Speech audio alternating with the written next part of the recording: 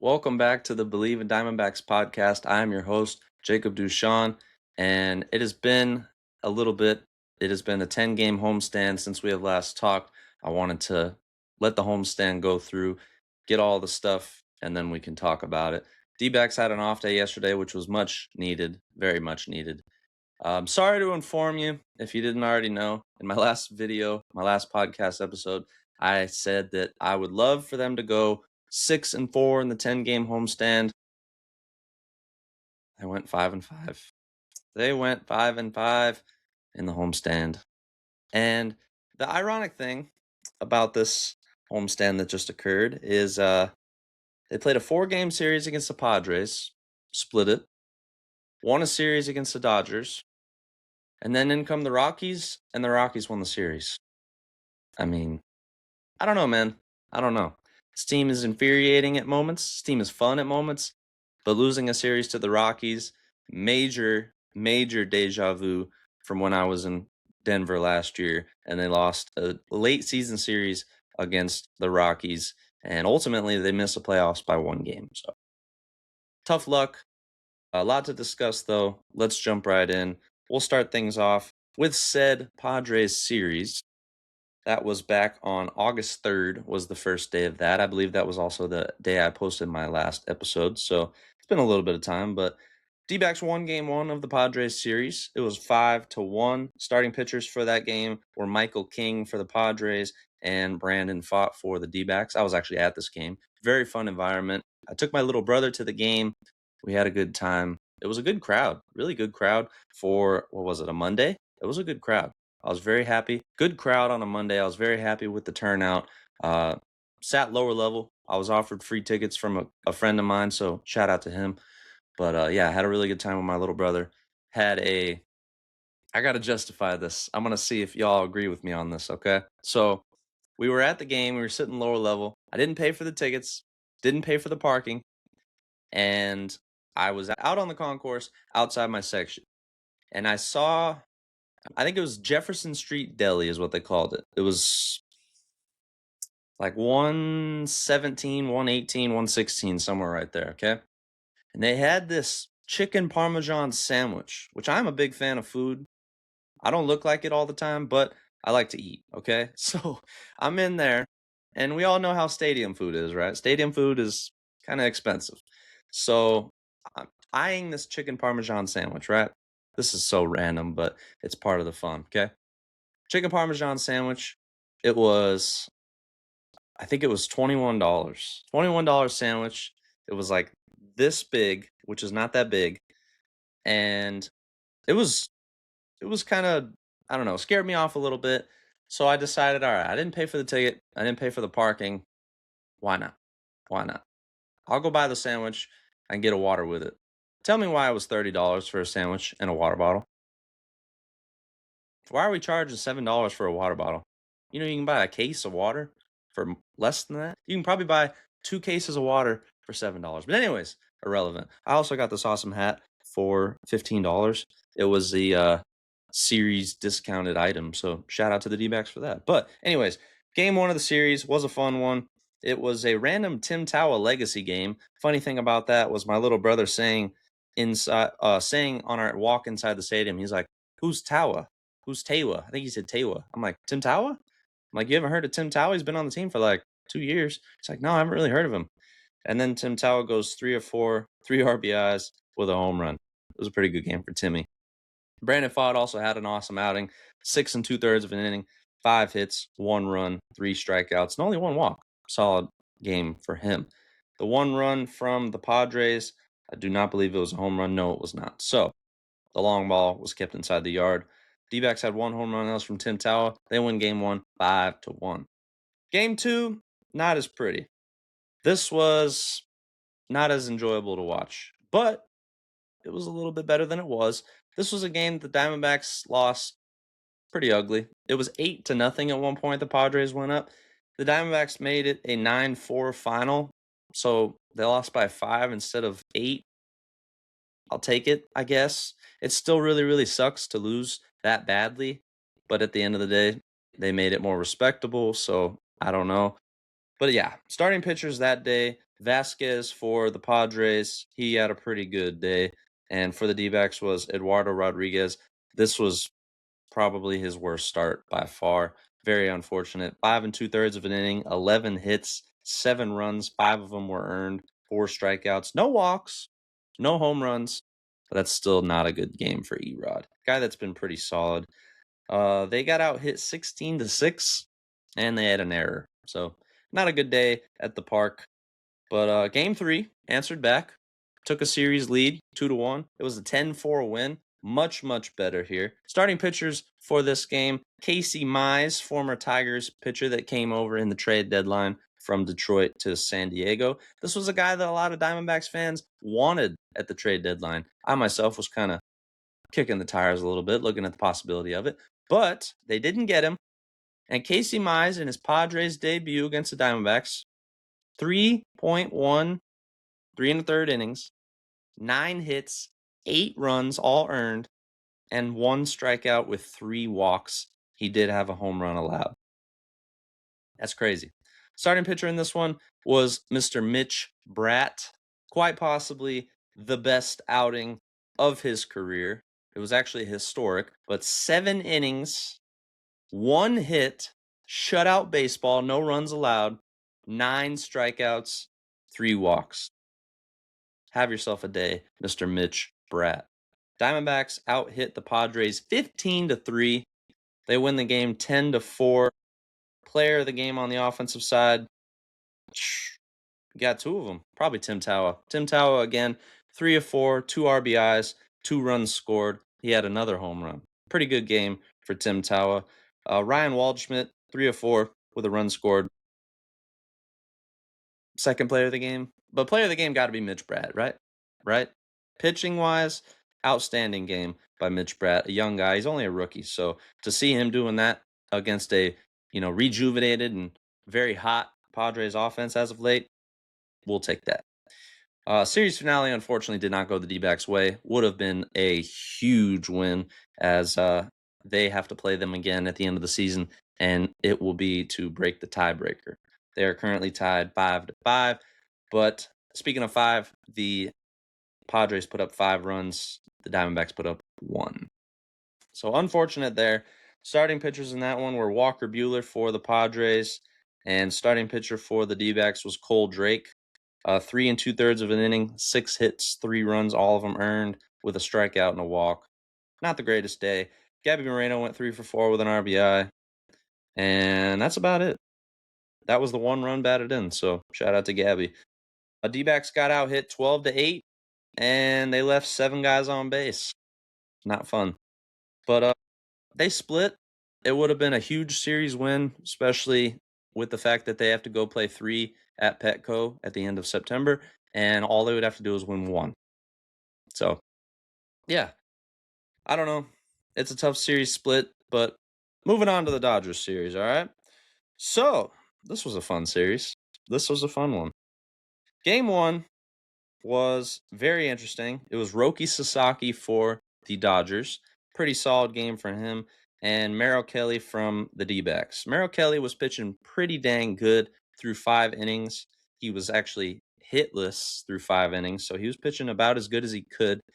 And then the cramps returned. If you've followed Merrill Kelly and the D-backs a little bit lately, the cramps issue, it's kind of been weird. It's been off and on. Some days it'll happen, some days it won't. I don't know what he's doing before the game. I don't know what he's doing during the game, but that's a lot of cramps.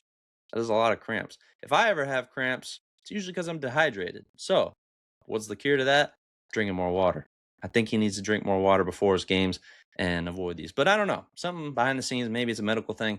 I don't know. I'm not a doctor, but would love to see Merrill Kelly stay in the game long term. But the Diamondbacks, they had to dig really, really deep to win this game, okay? They had 7 hits as well as the Dodgers. The Dodgers would take the lead at the top of the 8th, very late in the game, and their very expensive closer, Mr. Edwin Diaz, the trumpets guy, came into the game with a 1-run lead, and the Diamondbacks come down to the 9th inning. It was a Max Kepler walk, then it was a Tim Tawa strikeout, and they pinch ran for Max Kepler. They put Jorge Barosa out there. In comes Ryan Waldschmidt. This was a guy that had one career home run. One. Make it two. Make it two. It was a walk-off 2-run home run to left center. Diamondbacks win it 4-3. It was awesome. I felt so good for Ryan Waldschmidt. And to make it even better, I was at a restaurant when this happened, and all the people around me were cheering. So it was awesome to see that moment. But awesome for Ryan Waldschmidt.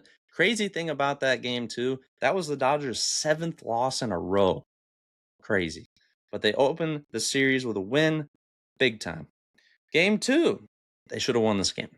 They should have won this game and the series in the process. Starting pitchers for this one, Yamamoto for the Dodgers. Pretty good game for him, but they got him out before the 6th. And the starting pitcher for the Dbacks was Brandon Pfaadt, quite possibly one of his best outings of the season since he got called back up from Reno. 7 innings, 2 hits, no runs allowed, 2 strikeouts, 2 walks. Pretty solid. The Diamondbacks out-hit the Dodgers 7-6, and they never led in this game. They left 15 guys on base. 15 guys on base. That's going to be a reoccurring thing here, and we're going to talk about that. But 15 guys left on base. They lost by 1. Saddest thing of this whole game right here, okay? I'll paint the scene for you. It was the 9th inning. The Diamondbacks are down a run, okay? Geraldo Perdomo hits a triple, right? That's the tying run on third. The immediate next batter, Corbin Carroll, hits another triple. That's Corbin Carroll. That's his thing. Corbin hits a triple, scoring the tying run. You've got one of the fastest, if not maybe the fastest player in the league, 90 feet away with no outs. Winning run, 90 feet away, okay? The next people, right? Gabby Moreno lines out to third. Can't advance Corbin there. Ketel Marte pops out to short. Can't advance Corbin there. They intentionally walk Lars Nootbaar and a pinch hit, I believe, for Ildemar Vargas. Ildemar Vargas comes in and a pinch hit, strikes out. Extras.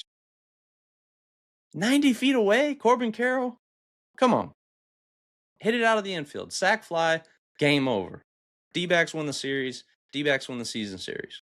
Come on. They could have, I'm not going to say it yet, but they could have won that. They should have won that. And then it goes to extras, and I've said this on this podcast before. I hate extras. I can't stand them. The Diamondbacks just forget how to play baseball, it seems, in the extras. And I don't know. So they lose game 2, 2-1 in the 10th inning, a game that they absolutely should have won, but that's fine. But it's okay because they won the series anyways. They won the series in game 3. D-backs win this one 4-2. Starting pitchers for this one were Robleski for the Dodgers, and they roughed him up pretty good. It was awesome to see. Starting pitcher for the D-backs with a little bit of a bounce-back outing, I would say, Eduardo Rodriguez. 7 innings, 5 hits, 2 runs allowed, 9 strikeouts to 2 walks. Have a day, Erod. It was a season high in strikeouts with 9. Kevin Ginkel came in and got an awesome save, pumped up the crowd. A series win against the Dodgers. I know the Dodgers fans, for some reason, they always get miserable when the Diamondbacks are around or playing them. It's like, you're not allowed to celebrate a win in the regular season. It's not the World Series. Shut up. Damn. Sorry for cussing, but come on, man. Dodgers fans just irk me. I don't understand it. They're just sore winners. Like, come on. 45% of y'all were not a fan of the Dodgers 10 years ago. Come on. I've been a fan of the D-backs since I was a baby. Like, I've been going to Chase Field since I was in the womb. I went to Chase Field in my mom's stomach. Like, come on. No bandwagon here. But yeah, really good win there. 4-2. Got kind of shady at the end. The Dodgers scored one more run in the 6th to make it 4-2. But thankfully the bullpen locked in and they got the win there. Season series win. The sad thing about this, another thing that I don't like the Dodgers, right? This was the first season series win against LA since 2018. 2018, that was 8 years ago. Crazy. But yeah, big series win there. And then, as I mentioned earlier, the Colorado Rockies. And you would never expect this, too. I went to game one of the Rockies series on Monday. This was just earlier this week with my dad. It was 9-0. The Diamondbacks win this game. It was a good game. It was Michael Soroka's return to the mound since June, first time since June, I believe. So it had been some time. Michael Soroka goes 4 1/3, 3 hits, no runs allowed, 4 strikeouts, 3 walks. That's fine. That's fine. No runs allowed in his debut, first time in what, 2 months? I'll take that. Then Zach Littell, yeah, if you follow the D-backs very well, you were surprised on this. Zach Littell, the former starter of the Nationals, the guy that, if I'm not mistaken, got 2 wins against the D-backs earlier this year, gets picked up after being released from Washington, comes out of the bullpen, goes 4 2/3 of an inning, 2 hits, no runs allowed, 2 strikeouts, 2 walks, and gets the win in his Diamondbacks debut. Have a day, Littell. The Bats did pretty good. 10 hits, 9 runs, as I mentioned earlier. This was a very fun first inning. I was sitting out in the left field bleachers with my dad, and Nolan Arenado decided to hit one into the left field bullpen. That was awesome to see. But it started off with a Perdomo ground out, a Corbin line out, Gabby Moreno triple. Thought that was fun. Ketel Marte, he got hit by a pitch. I'm still learning the rules on the hit by pitch, apparently, because the ball hit the ground, then hit Ketel, and then rolled back to the backstop. So I'm thinking, okay, because it hit the ground first, then hit him, then rolled back, it's a wild pitch. No, hit by pitch, Ketel goes to first. So now you got a runner on first and third. And in that process, Gabby scored, but then they sent him back. So it was a weird situation. Then they walk Lars Nootbaar. Then Nolan Arenado hits a grand slam. So Gabby Moreno did eventually score. That was nice, especially for me because I was keeping score as I usually do, and I put Gabby Moreno scoring on the wild pitch, which he did not. So, anyways, then Max Kepler strikes out, but it was 4-0 at the end of one. And the Diamondbacks have had a little bit of a problem recent years, maybe this season especially, where they'll score early and then just be like, that's all right. We're good. Just rest. Why? Keep scoring. Come on. I don't care who you're playing. Keep scoring. So they did just that, thankfully. They would add on 3 more runs in the second inning, 7-0. And as I mentioned earlier, Rockies did not score in this game. Diamondbacks would not score 2 more runs until the 8th. So not ideal, but they still got it done. And then in the 9th, it was still Zach Littell pitching. A beautiful double play turn from Ildemar Vargas, who came in for Geraldo Perdomo with a knee injury. Geraldo Perdomo has since then played, but beautiful double play. Beautiful play to end the game. D-backs win the first game 9-0. Game 2, they lost 3-2. The just the bad luck in this game was not good. It was just everything that could go right for the Rockies was going right. Everything that could go wrong for the D-backs was going wrong. Mitch Bratt, once again, had a pretty solid outing. For a rookie, I'll take this. 6 innings, 4 hits, 2 runs, 4 strikeouts, and 1 walk. He did let up a home run, though. And Kevin Ginkel sadly got the loss in this one. He let up 1 hit for a run, 2 strikeouts. And yeah, they out hit the Rockies 8-6, still lost the game. I don't know. This was a tough one. The Diamondbacks left 5 guys on base, lost by 1. It is what it is. So Wednesday, they had the chance to go out there and win the series against the Colorado Rockies, team that has not won a series in Phoenix since 2022, and they couldn't do it. They couldn't do it. Merrill Kelly had probably his worst outing in the season, going for that's probably not true, but one of. Merrill Kelly goes for 5 innings, 6 hits, 6 runs, all of them earned, 2 strikeouts, 3 walks. He let up 2 home runs. Diamondbacks scored first, which was a sad thing. They scored first, then the Rockies score 4 in the second, then the Rockies scored 2 more in the fourth. D-backs would not score again until the 5th, 7th, 8th.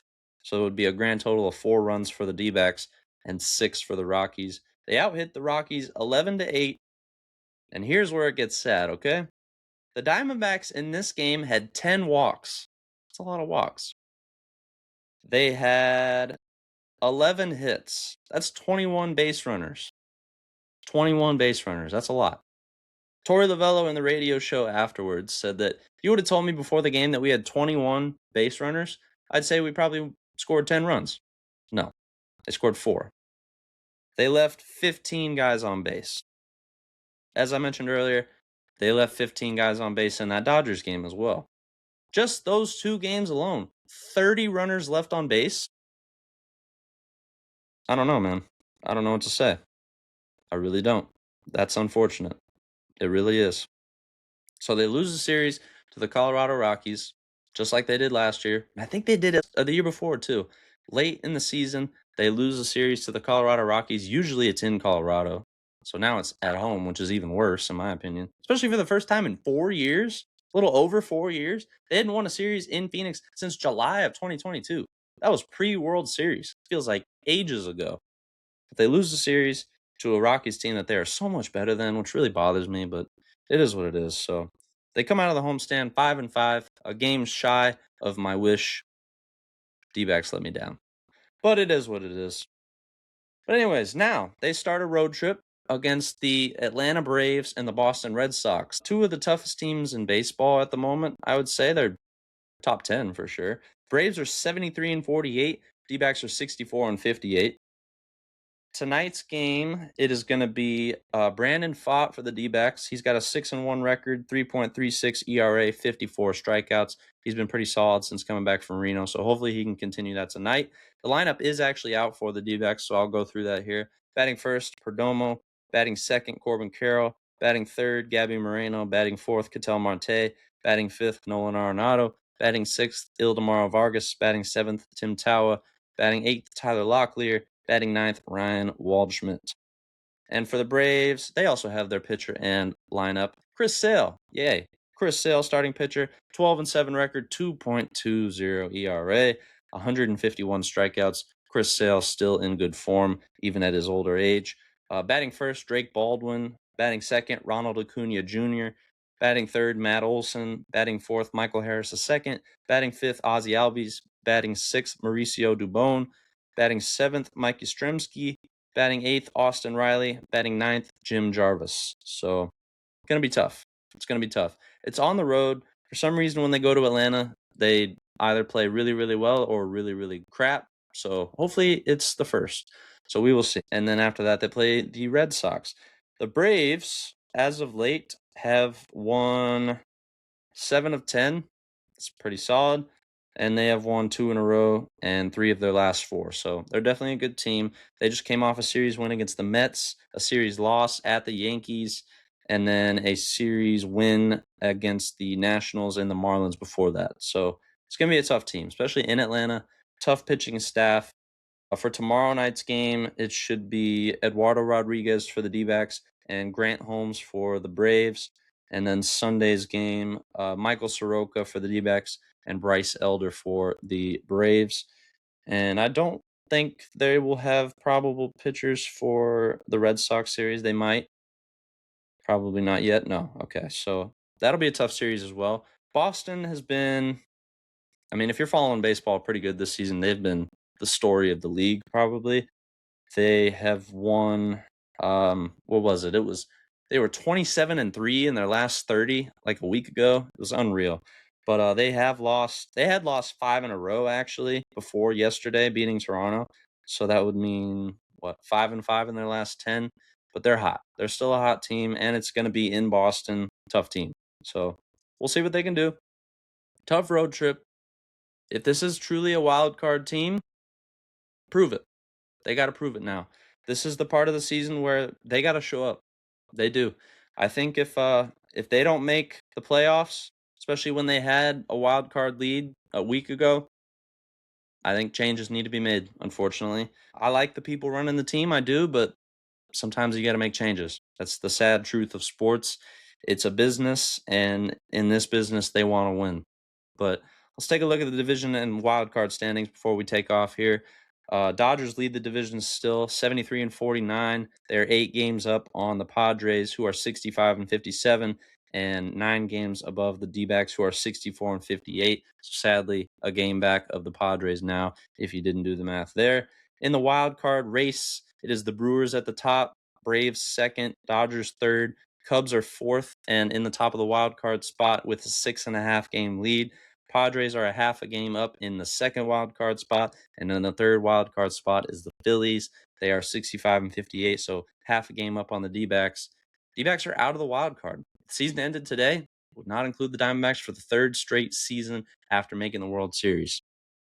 In my opinion, that's bound for changes. Or in the working world, grounds for termination. I think that's what they call it. But we'll see what they can do. Just in case you're curious, rounding out the rest of the wild card hunt, I'll just go like I'll go to the 12th. So it's all pretty close, actually. And in baseball, all it takes is a good week for one team and a crappy week for the other. And all of a sudden, you're in the playoffs. So Marlins are 2.5 games back of the wild card. Cardinals 3.5 games back. Nationals 5.5 back. Reds 5.5 back. Pirates 6 back. And then after that, it's all double digits. So I'd say they're probably not going to make it. Anything is possible, of course, but it is what it is. For the American League, just in case you were curious, I know this is not a American League team podcast, but we'll talk about it anyways. Rays still blows my mind. Are first in the AL, not the league, right? No, okay. They're a game back of the league leading record. White Sox also blows my mind. Second. Astros are third. What a comeback from them. Yankees are fourth. Red Sox are fifth. Tigers are sixth. Rangers seventh. Twins eighth. Guardians ninth. And Blue Jays 10th. The Blue Jays, as of now, not making the playoffs a year after making the World Series. Crazy. But the World Series hangover, it happens. But at the end of the day, the Diamondbacks sit at a above 500 by 6 games record of 64 and 58. Winners of 5 of their last 10. Losers of 2 games in a row. It's time to figure it out. It's time to figure it out because I really would love to have playoff baseball in my first full season on the podcast, but we'll see. We will see what happens. But as always, thank you guys for joining me on the Believe in Diamondbacks podcast. I truthfully really, really appreciate all the support. I'm going to do better about spreading the word on the podcast. Excuse me. I'm going to do my best to try and spread the word a little bit. I've been getting lazy about putting out the word. I just put up the episode and let the podcast gods do their work. But I got to actually spread the word and tell people about it. So that's my bad, but it's going to change for sure. As always, if you love the podcast, give me a rating, leave a comment, definitely rate the podcast. So if you're listening on Spotify, it really, really helps. If you're watching me on YouTube, how's it going? And if you're watching on YouTube, leave a subscription. That would mean the world to me. Drop a like, comment, whatever you want to do. Share it with a friend, share it with your grandma, share it with your neighbor, whatever you want to do. Let's get some more people on the Believe in Diamondbacks podcast train. And let's go D-backs. So as always, thank you for joining me on the podcast. If you like this podcast, check out the rest on the Believe Network. Some really awesome sports podcasts, all different sports, all different teams, really awesome people. So check those people out if you want to hear more than just me. But thank you for listening to me. If you're still here, it means a lot. Hope to see you on the next episode and hope to see a D-backs series and road trip win. But until next time, I'm your host, Jacob Duchan. It has been good to see you guys. It has been good to talk with you guys. And I'll catch you guys on the next episode of the Believe in Diamondbacks podcast. Take care. Have a great weekend.